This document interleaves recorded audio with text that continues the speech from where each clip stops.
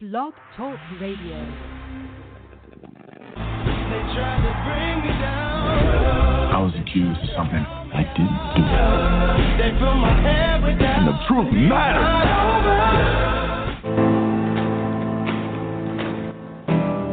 Boyhood dreams got no place in a man's life. You need to concentrate on getting employed. Forget about football. 21. When I was young, it was hard to see a way out. Football gave me an option. Brian Banks with the tackle.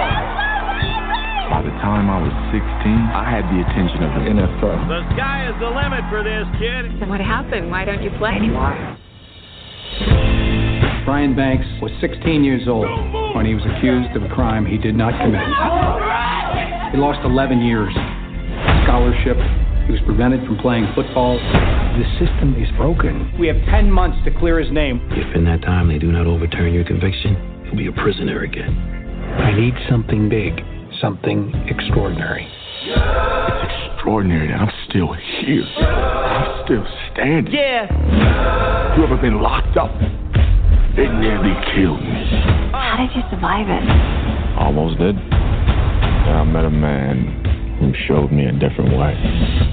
All you can control in life is how you respond to life. I know what I have to do now. My son is innocent! They tried to count me out. You think you'll get another shot at the NFL? Trust me, we got a plan. It's not over. I am innocent, and the truth matters. I know the system doesn't care about me. But you didn't deserve what happened to you. Brian's going to run out of time. It's not over. I'll tell you what's extraordinary. I am.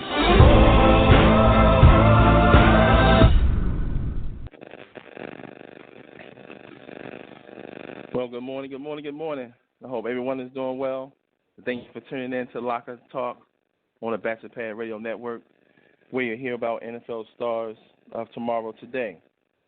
I'm your host, founder and CEO of Locker-Report.com, and you guys can always reach me directly on any one of my social handles on Twitter at Locker_Report, on my personal page, 2B Sports, on Facebook, LockerReport.com, on Instagram, LockerReport100, all small caps, or you can simply shoot me an email at barrybarnes@Locker-Report.com. I hope everyone is having yourself a blessed day, and I know that we didn't have the big time hype song that normally comes on just to get you guys pumped up, but today I'm going to take a different turn.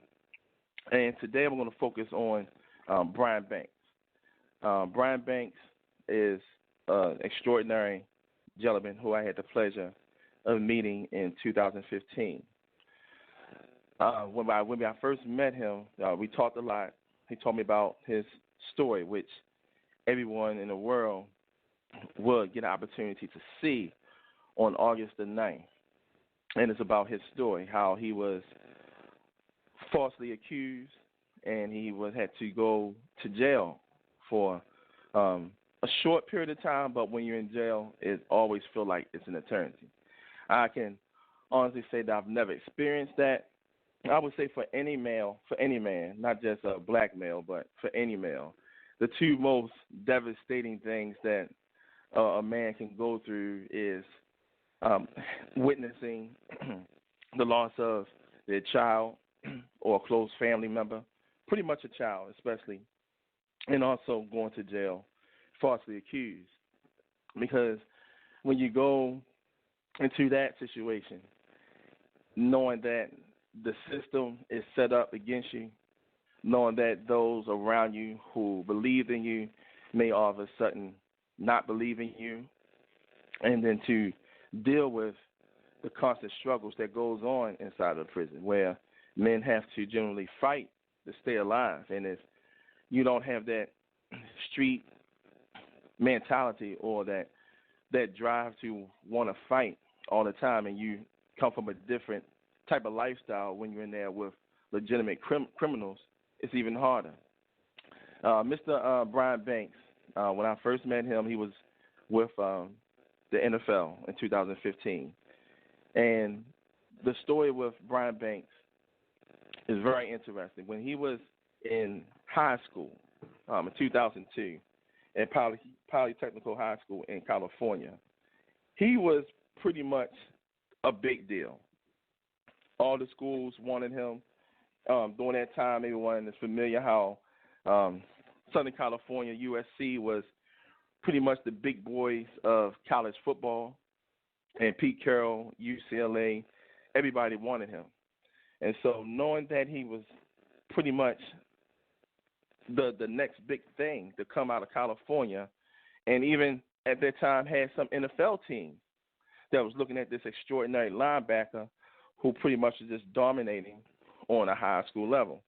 So the buzz for Brian Banks was clearly evident. Of course, everyone wanted a piece of him, and knowing that he had to be guarded was very important. But when you're 16 years old, the only thing you can think about is knowing that you are the top guy. All the schools want you. Fortunately, he was always humble. You know, he didn't go to his head. He wasn't an arrogant type of personality. That's not who his mother raised him to be. So that was, I would say, a great thing that he had going for him. But as he continued to talk to me, and during that time, I really didn't know too much about what had happened to him. I just knew that he had an interesting story, and that's when he pretty much gave me more details. And so he was falsely accused of raping a lady named Wanetta Gibson. Banks was a senior, she was a sophomore, and Brian Banks had said that when he went to have a pass to go down the hall to go to the restroom, he ran into Wanetta, and they were fooling around and everything. And according to Brian Banks, they did have sexual intercourse, but it was all consensual. But the young lady had went into the classroom, wrote a note to a friend, and basically written on a piece of paper.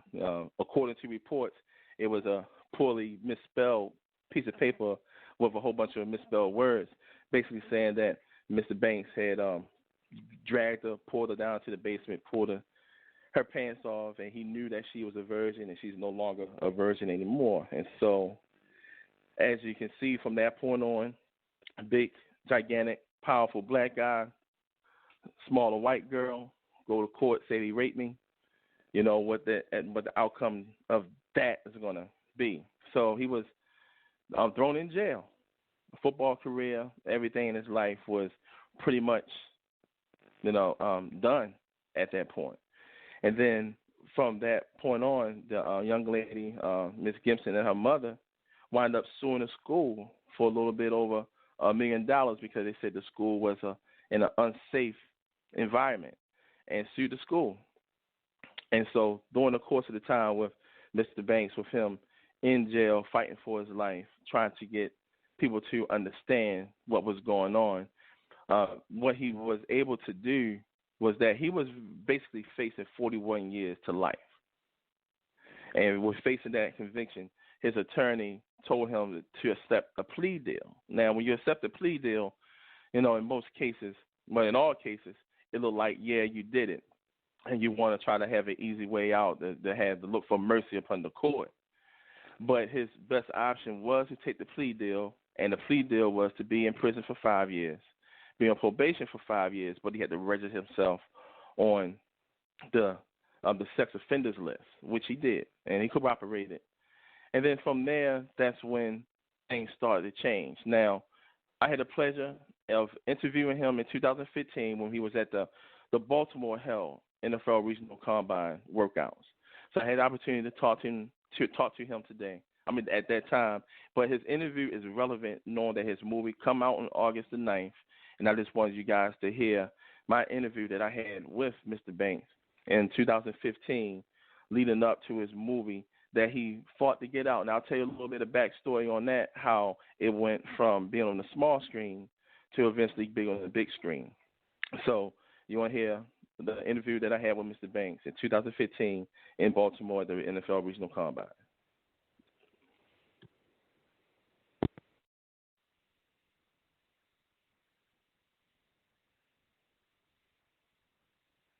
Hey, this is Craig Batchelor. This is Kevin Batchelor. Hey, you're listening to the Bachelor Pad Show with my dad, L.A. Batchelor, on the Bachelor Pad Radio Network.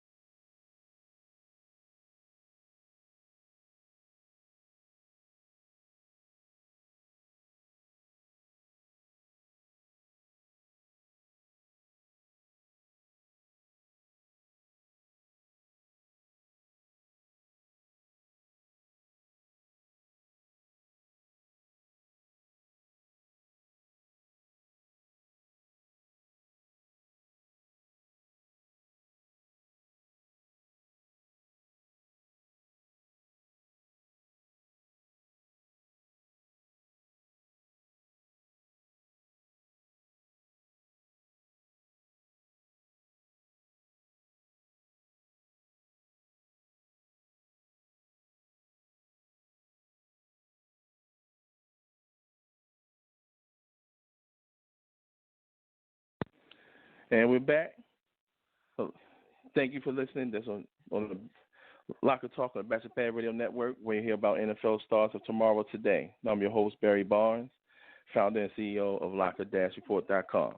Now, that was a very, very touching story, very interesting story. And when you hear stories like this, the first thing that comes to your mind is that can someone actually experience something like this?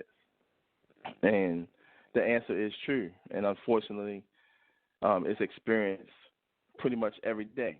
Where we have young black men, especially. It's not saying that other races don't experience it either, but it's pretty much common for minorities, especially African American men, where the population in the prisons is so much to the point where that African Americans are the minority in this country, but when it comes down to imprisonment, we're definitely the majority. And that's tough. And I raised 4 boys, raising 4 boys to become men. And every day, watching over them, praying over them, and talking to them. I have an 18-year-old now that's out and about, ready to go to college. And I reiterated a lot of things to him about making sure you be safe and make sound decisions. Because when you're in a situation where there's some success that's there, everyone want to get a piece of it, whether if they want to get a piece of it just to be able to either be with you when you're shining, or if they feel as though that they will not have the opportunity to shine with you on that level, they want to somehow taint it or want to destroy it or become a part of it just to have their name out there. Now, this was the case of Mr. Banks, and he's not the only one. It's very important that as young men, especially African-American men, especially when you know that you're on the road of greatness, that you make sure that you keep your pocket, you keep the area, or I would say you keep your level of influence in a small space. You want to make sure that your situation, that you always guard it, because not everyone is for you. And we could clearly have seen that in Mr. Banks' life. Now, since this show is primarily talking about sports and talking about, athletes, and this is, dear to me, especially in this area, because I know about the sacrifices that go in as far as with athletics, and then when you get to a certain level where you'll have a player that's really being looked at, it's very important that there's certain places you don't go, there's certain people you don't hang out with, there's certain environments you stay far away from as far as the East is from the West, because there are people that are jealous. There are more people that are jealous of you than people who are for you, and you have to be mindful of that. Even when it comes down to being with females, and I know that you want to have a good time, but you have to be careful with that especially. And what has been the biggest thing that athletes had to watch out for, fooling around with women, especially when they are looked to make it to a professional level, or they looked at as being the next guy. You definitely got to watch out, because you're going to have women that's going to look to try to get you to father a child, and you be their lottery ticket. When I covered the Washington Wizards, I'll never forget this moment, this scene, and my conversations with some of the Washington Wizards players at that time. It was at one time, it was one game when the Boston Celtics played the Wizards, and after the game, we all go, the media guys go downstairs, we go right behind the players as they enter in. But before the media goes in, after the media goes in, that's when you have the girlfriends and the wives. They will come in behind the media.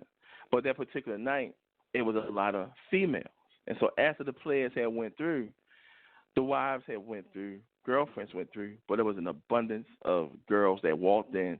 And I tell you, on the sound of my voice, that the women that was walking inside there looked like they was straight out of a magazine. They didn't even look real. It was just how perfect they were, as far as physically. And when they walked in, the first thing you go in your mind as a male is like, man, these guys are probably the most luckiest guys in the world. And then all of a sudden my mind switched, and I said, man, these guys are in trouble. And then having conversations with professional athletes on how sometimes when they go into their hotel room, and when they go into the hotel room, and some of y'all probably even heard stories about this before. They go inside their hotel room, and they have women, not just one, I'm saying in plural, will be in their beds with no clothes on. And then you wonder, how did this person get the information to their room? Because majority of other players go in as an alias, so no one will not know what room a particular player is in. And so I say all that to say is that you have some women, like how professional athletes prepare to be the top dog on the field, to be excellent, to get to the next level. You have some women that target athletes, and they do that almost like a career to get to that right guy, hope to get pregnant, and next thing you know, they are somehow anonymous with that professional athlete for the rest of their lives. And that's fact. It's one of those situations that no one wants to talk about, but it's true. And it's very important that you young men that are looking and striving to become professional athletes, you have to be very, very careful of who you associate with. Now, with Mr. Banks, with his situation, it was different. Someone had came out and said they had raped him, and he went to jail. That's the worst of them all. I'd rather deal with the baby mama drama than going to jail. And I think pretty much any man would agree with that. But he went on to be in jail, took the plea deal, served his 5 years, and when he was serving his 5 years, and after he got out, registered himself as a sex offender, to prove his innocence was always on his mind. And you heard in the trailer how it was best for him to walk away and find a job. But he could not let something go, especially when you know that you're innocent. And so he reached out to this law firm, this non-profit law school clinic called the California Innocence Project. And when he first approached them to take his case, he didn't have a lot of evidence to support his story. And so one day when Mr. Banks, and this, I'm quite sure this is definitely going to be in the movie, that he's sitting in front of his computer, he received a friend request. And the friend request was from Miss Wanetta Gibson. Wanetta wanted to meet with him and her private investigator. And so they met. What Mr. Banks did, he privately recorded the conversation. And Ms. Gibson had came out and said that she lied, that he did not rape her. And so your first thing you're thinking, okay, I have proof. I can take this to my lawyer. We can get this thing knocked out. I can be free and clear. But no one can be recorded without their consent. And so it was not able to be used. The recorder was not able to be used in the court as he went back to clear his name. But a whole bunch of things came out surrounding that situation where, to make a long story short, he did get exonerated. He got his name clear. He was able to move on from that 10-year nightmare, excuse me, of being labeled as a rapist, had his name removed from the sexual offenders list, which was really huge because you'll run into situations where it'll be really difficult to find a job. And so he was able to move away. He was able to remove that. And then instead of trying to look for a job, he actually became a speaker. And that was one of the things that he was telling me, that he became more of a national speaker, speaking against false imprisonment, speaking to young men around the country, and that's what he was doing. And so with him doing what he's been doing for the longest time, speaking out publicly about what was going on, becoming more of a professional speaker. In 2014, NFL Commissioner Roger Goodell heard his speech, and and the commissioner asked for Mr. Banks to speak at the Rookie Symposium that year, 2014, and he wound up speaking there. And then several months later, that's when he joined the NFL football operations. And in 2015 was the year where I met him, and we had a candid conversation, got along very well, still do, and it's really, really great to see that he finally had his project out. Now, when he first talked, he was looking to get NBC to pick up his story. Unfortunately, it fell through. He still fought to get his movie out. He did do a couple of things on, I believe it was on the Discovery Channel on ID, where they do the crime mystery shows. He actually had a show on there a couple of years ago about clearing people's name who was falsely accused. So you can see that this situation is truly dear in his heart. And that was one of the situations, that was one of the things that he's been doing. And then it led up to him having this movie. Now the big question that you guys want to have, and you're going to see it in the movie as well, but did he get an opportunity to play in the NFL again? Yes, he did. When he was released and everything was cleared, the coach that was trying to recruit him when he was coming out of high school at USC, Pete Carroll, had invited him to come and work out at a minicamp in Seattle. So he wound up going to several teams, worked out with several teams. Some of the teams that had given him tryouts was the Kansas City Chiefs, the San Francisco 49ers, and the now Los Angeles Chargers.